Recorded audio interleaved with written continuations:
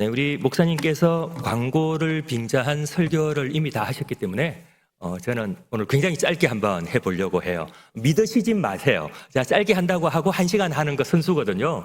근데 오늘은 정말 마음을 굳게 먹고 영원 사랑 축제 하느라고 아침부터 애쓰셨고 비도 오는데 정말 수고하셨는데 진짜 빨리 마치고 집에 가서 쉴 수 있도록 짧게 하려고 노력을 하고 있는 거예요. 결과가 어떨지는 모르겠지만 주님께서 제 마음은 아실 거예요. 제 마음은. 예. 오늘 영원 사랑 축제 하느라고 정말 수고 많으셨어요. 몇 주 동안 지역 모임도 하고 노방 전도도 하고 구역 모임도 하고 그리고 오늘 이제 사람들을 초청하기도 하고 아까 우리 교역자들 이야기 들으니까 거의 90명, 100명 이상이 왔다고 들었는데 이 흐린 날씨 가운데서도 그분들이 교회에 방문해서 복음을 듣고 또 우리 교회에 대한 좋은 이미지를 가지고 오늘 또 점심밥이 정말 맛있었잖아요. 밥 먹고 떡도 먹고 정말 얼마나 감사한지 한 영혼을 향한 1000번의 기도와 100번의 만남 그리고 그 한 번의 초청 저는 주님께서 기억하시리라고 확신합니다. 주님께서 우리 원동교회를 통해서 놀라운 일을 행하시길 기대합니다. 이렇게 교회에서 이제 큰 행사가 마무리되면 다들 집에 가서 이제 좀 쉬고 싶은 마음이 있을 거예요. 그리고 실제로 또 우리 교회 성도님들처럼 훌륭하신 분들은 오늘 이제 초청하신 분들 교회에서 밥 먹였으니까 나가서 커피도 사주고 같이 한강변도 걸으면서 오늘 교회에 어떠니 우리 교회 목사님 중에 거기 잘생기고 멋지신 분 있는데 혹시 만나봤니?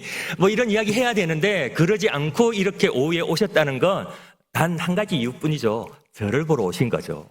예.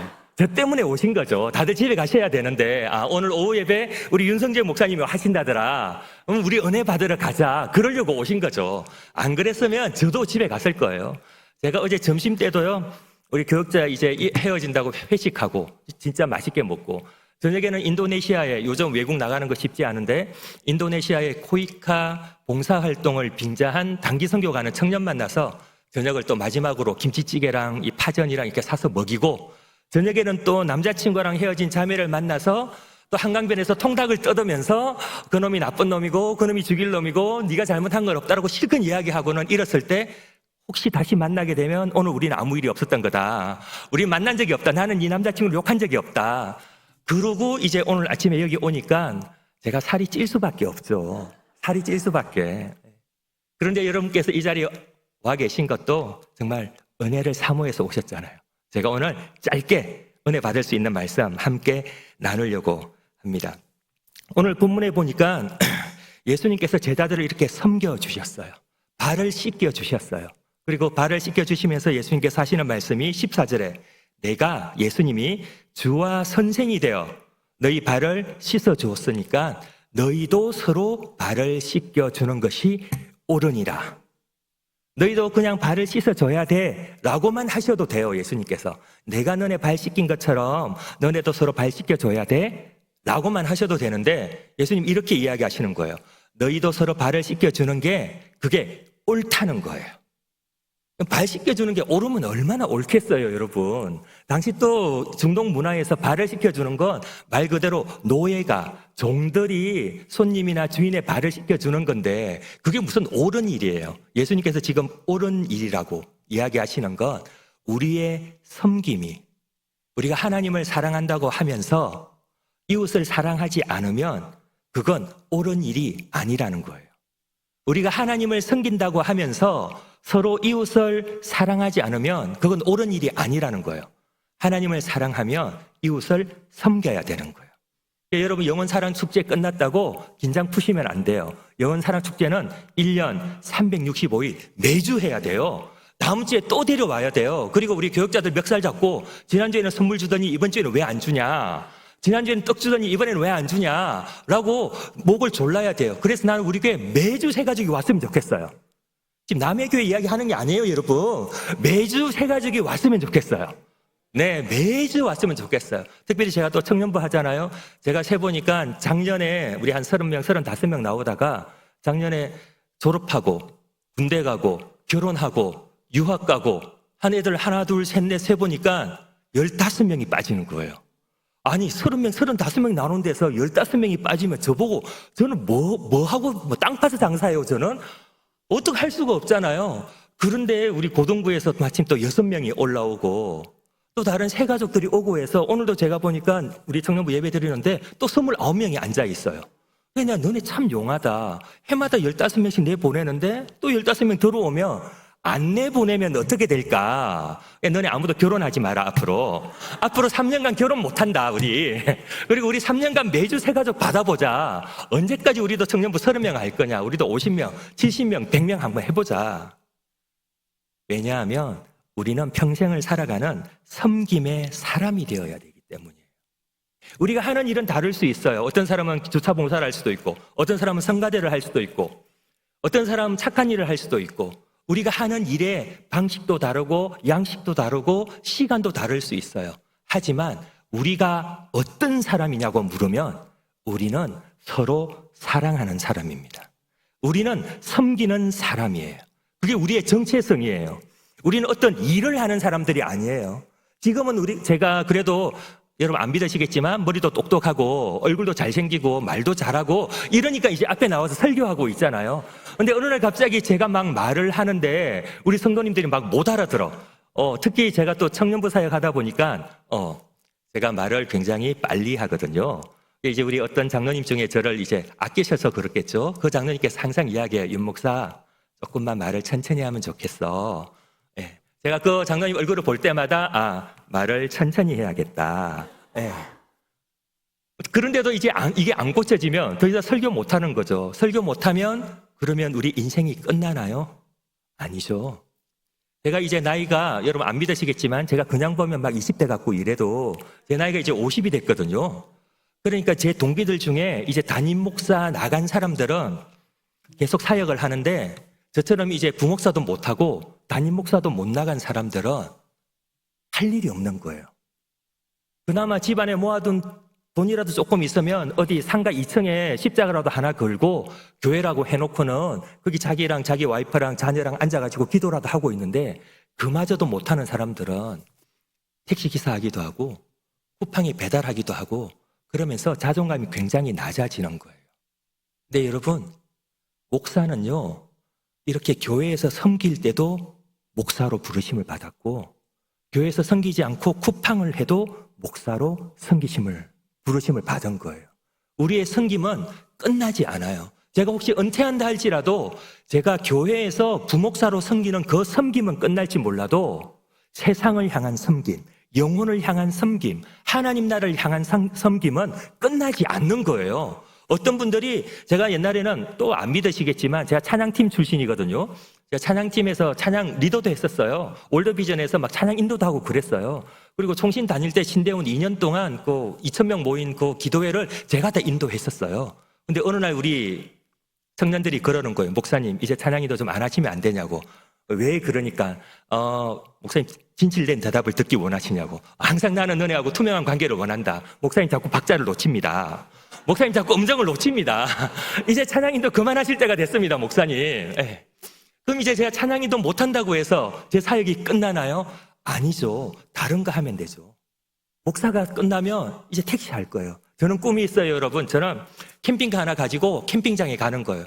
그래서 주일날 예배 안 드리고 캠핑장에 와 있는 인간들한테 복음 전하는 게 제 꿈이에요. 이 인간들이 말이야 교회 갈 생각은 안 하고 교회 가겠다는 와이프, 교회 가겠다는 애들까지 다 데리고 캠핑장에 가가지고 고기 구워 먹고 있잖아요. 가서 제가 고기 얻어먹으면서 오뎅탕 얻어먹으면서 제가 예수 믿어야 된다고. 지금 여기서 캠핑하다가 지옥 불쏘시게 될지 모른다. 빨리 예수 믿어야 된다. 빨리 교회 가야 된다 라고 이야기하려고 해요. 캠핑카가 필요해요, 여러분. 저한테 캠핑카가 필요해요. 예. 우리가 이렇게 영혼사랑 축제를 마치고 나니까 우리 굉장히 기분이 좋죠. 왜냐하면 예수님이 우리를 섬긴 것처럼 우리도 사람을 섬겼거든요. 나는 우리 성도님들이 이렇게 세상을 섬기는 사람이 되었으면 좋겠어요. 그냥 일로 섬기는 것이 아니라 우리 인생 자체가 섬김의 사람이 되었으면 좋겠어요. 항상 나누고 베풀고 섬기고 얼마든지 사랑하고 얼마든지 나눠주고도 더 넉넉하게 남아서 정말 내 곳간을 가득 채우고도 남은 것으로 얼마든지 나눌 수 있는 그런 풍성한 주님의 축복이 우리 가운데 있기를 주님의 이름으로 축복합니다. 우리가 섬김의 사람인지 아닌지를 확인하기 위한 방법이 있어요. 내가 정말 섬김의 사람이 되었는지 아니면 내가 그냥 섬기고 있는 일을 하는 사람인지를 판단하는 기준이 있어요. 뭔지 아세요? 그건 내 섬김이 지속적이냐 아니냐를 보면 돼요. 어떤 사람들은 자기가 좋아하는 것만 섬겨요. 우리 청년들이 주로 그러죠. 자기가 할 수 있는 것만 해요. 자기가 좋아하는 것만 해요. 그래서 제가 이야기하죠. 네가 할 수 있는 것만 하면 하나님이 너를 어떻게 도와주겠냐. 하나님이 안 도와줘도 네가 잘하고 있는데 하나님이 도와주신다고 표시가 나겠냐? 하나님의 은혜를 누리려면 자기가 못하는 것도 도전해봐야 돼요. 여러분, 제가 못하는 게 3가지가 있거든요. 제가 영어를 잘 못해요. 공부는 굉장히 잘하는데 제가 영어를 잘 못해요. 2번째로 제가 운동을 잘 못해요. 알고 보면 막 마라도나처럼 달릴 것 같지만 제가 운동을 잘 못해요. 3번째, 제가 노는 걸 못해요. 저는 공부하고 책 보고 집에 앉아 있는 게 좋아요. 막 청년들하고 같이 놀고 레크레이션 하면 막 불편하고 부끄럽고 쑥스럽고 전혀 안 믿으시겠지만 저 그런 사람이거든요. 그래서 제가 청년들하고 열심히 놀아요. 저는 놀 때 하나님의 은혜를 받아요. 야, 나처럼 놀 줄 모르는 사람이 내가 나이 50 먹고 아직도 청년들하고 노네? 하나님의 은혜잖아요. 제가 선교지 갈 때마다 하나님의 은혜를 누려요. 공항에 내려서 트랜스포 어떻게 하는지 몰라가지고 저는 항상 직항만 타고 다니거든요. 중간에 트랜스포 하다가 막 공항에서 길 잃어버릴까봐. 그런데 하나님이 저를 수십 개국을 다니게 하시는 걸 보고 하나님의 은혜를 누려요. 저는 운동 못하는 사람이거든요. 옥상에 종합체육시설이 들었을 때 제가 얼마나 부담이 생겼는지 몰라요. 우리 청년들 매주마다 풋살 하자는데 맨날 나보고 목사님 왜 안 하시냐고 그러는데 정말 뭐 확 쫄라버릴 수도 없고 정말 마음이 막 복잡해지고 있지만 하나님의 도우심을 경험하는 거예요. 어떤 사람은 자기에게 도움이 되는 사람들만 가까이 하고 섬기는 사람이 있어요.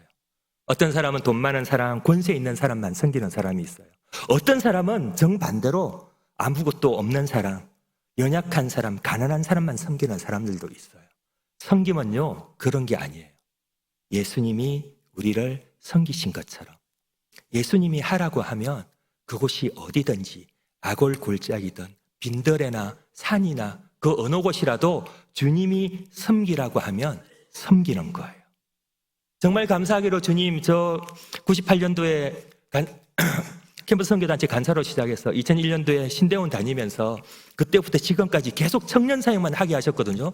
앞으로도 청년 사역만 하고 청년 사역 끝난 날 내 사역도 끝난다. 그 다음부터는 캠핑카 몰고 캠핑장 사역할 거다. 이렇게 제 계획을 세우고 있지만 주님이 갑자기 저보고 운동교회에 왔더니 초동부를 3개월 해라.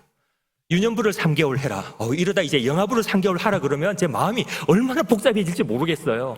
막 복잡해진다 할지라도 주님이 섬기라면 섬기는 거죠.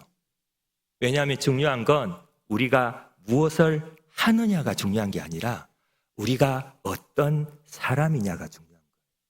우리가 예수님을 닮아가는 사람입니까? 그렇다면 섬김의 사람이 되어야 합니다. 말씀을 정리합니다. 제가 20년째 다이어트를 하고 있어요. 정말 근데 아까 이야기한 것처럼 어제도 저녁 먹고 통닭 먹고 그러니까 제가 언제 살을 빼겠어요. 살을 빼려면 다이어트는 지속적으로 운동을 해야죠. 지속적으로 채식을 해야죠. 매일 김치찌개 밥 말아 먹고 감자전까지 시켜 먹고 저녁에 통닭까지 뜯어 먹고는 무슨 다이어트를 하겠어요. 여러분, 우리의 섬김도 계속되어야 돼요. 다이어트를 평생 계속하는 것처럼 섬김도 계속되어져야 돼요. 우리 여름에 필리핀에 우물을 파줬다고 들었어요. 정말 귀한 일이에요. 동남아 지역의 물은 석회석이 많아서 오래 마시면 다들 장염이 걸리기도 하고 대장암이 걸리기도 하고 하여튼 위쪽에 여러 가지 대장 쪽에 문제가 생기거든요. 저희 누나가 지금 캄보디아 선교사로 있는데 거기에도 산속이어서 물이 없어서 우물을 파줬어요. 보통 한 200만 원 정도면 파는데 산속이니까 500만 원을 들여가지고 80m를 파도 안 나오는 거예요. 보통 30m, 50m 파면 나오는데 근데 결국 어쨌든 90m인가에서 물이 나왔어요. 근데 그 우물을 뚫어주신 분이 그러는 거예요. 이 물을 계속 길어야 그 우물이 계속 사용된다는 거예요. 그런데 동네가 이제 발전하고 하니까 집집마다 물탱크가 생기기 시작했어요. 아직 상수도는 안 들어왔는데 물탱크가 생기고 상수도 차가 다니면서 집집마다 물탱크에 물을 채워주는 거예요. 그리고 이제 수세식 화장실도 생기고 싱크대도 생기고 하면서 거기서 이제 사람들이 쓰기 시작하면서 우물을 잘 안 쓰는 거예요. 제가 단기팀들하고 데리고 캄보디아 프놈 파이린인데 파이린 거기에 갔더니 어떤 단기성이 이제 교회 사역을 마치고 우리 저기 우물이 있으니까 가서 세수나 하고 이제 센터로 돌아가자 하고 갔는데 어떤 여자애 한 명하고 조그마한 꼬마애 한 명이 거기서 우물을 막 펌프를 누르고 있는 거예요. 그래서 저는 이제 속으로 우리가 우물 봐줬으니까 우리 보라고 하는가 보다. 당신들이 봐줘서 너무 감사해요 라는 마음으로 이렇게 우리한테 보여주려고 하는가 보다 해서 또 제가 못됐잖아요. 가서 물었죠. 너는 집에 물탱크도 다 있는데 여기서 펌퍼질을 왜 하고 있니? 라고 이야기하니까 걔가 그러는 거예요. 펌퍼질 계속하지 않으면 우물이 말라버리거든요. 선생님이 우리한테 우물 봐줬는데 우물이 마르면 너무 미안하잖아요. 자기 펌퍼질 한다는 거예요. 믿을 수는 없어요. 놀고 있었을 수도 있어요. 내가 물어보니까 그렇게 대답했을 수도 있어. 아니면 중간에 통역하는 애가 그렇게 했을 수도 있어. 믿을 수는 없어요. 하지만 지속되어야 돼요. 우리 속에 섬김이 지속되어야 우리가 예수님을 닮아가는 섬김의 사람이 될 수 있는 거예요. 예수님 우리에게 이야기하시죠. 내가 한 것처럼 너희도 이렇게 하라. 여러분, 섬김은요, 사랑은 기회가 왔을 때 하는 게 아니에요. 사랑은 기회를 만들어서 하는 거예요. 섬김은 섬길 기회가 왔을 때 하는 게 아니에요. 섬길 수 있는 기회를 만들어서 하는 거예요. 지금은 내가 가진 작은 것으로 섬기지만 다음 주에 우리 또 바자회도 한다고 그랬잖아요. 여러분, 바자회는 나한테 필요한 물건을 사는 게 아니에요. 바자회는 돈을 주고 아무 물건이나 가져오는 거예요. 바자회의 목적은 선교 헌금을 만드는 거지 나한테 필요한 걸 가져오는 게 아니에요. 우리 성도님들 잘 아시더라고요. 우리 청년부 라오스 갈 때도 바자회 할 때 어떤 분들은 와서 아무것도 안 가져가고 돈만 주시는 분도 있어요. 돈 주시고 다음 주에 와가지고 물건 갖다 주시면서 이거 사이즈가 안 맞아 하고 주시길래 그럼 이거 환불해 드릴게요. 하면 괜찮아, 넣어도 또 넣어두죠. 제가 착하잖아요. 말 잘 듣잖아요. 바자회는요, 그냥 우리에게 새로운 섬김의 기회를 주는 거예요. 우리가 살면서 선교지를 섬길 수 있는 길이 얼마나 있겠어요. 그런 기회가 얼마나 있겠어요. 바자회를 여름에 한 번 했는데 올해는 하나님 우리에게 2번이나 기회를 주시네. 2번 다 감사함으로 그냥 하는 거예요. 오늘부터 기도하세요. 주님, 이번 바자회 제가 얼마를 쓸까요? 100만 원을 원하십니까, 주님? 1000만 원을 원하십니까? 그거보다 좀 높으면 제 마음이 복잡해지니까 주님 1000만 원 정도에서 타협하시죠. 네. 주님 앞에 딱 금액을 딱 정하는 거예요. 지금은 내가 가진 작은 것으로 섬기지만 주님은 우리가 가진 작은 것을 통해서 정말 놀라운 일들을 해 나가시는 거죠. 섬김은요, 예수님 우리에게 섬김의 사람이 되라고 하는 건 우리 삶을 통해서 하나님이 역사하실 기회를 만들어내는 거예요. 우리가 하나님의 복의 통로가 되는 거예요. 그래서 주님께서 우리에게 섬기라고 이야기하시는 거죠. 섬김은 성격이 좋은 사람이나 가진 것이 많은 사람이나 은혜를 많이 받은 사람이 아니에요. 섬김은 예수님이 하셨던 것처럼 우리 모두 다 해야 되는 일인 줄 믿습니다.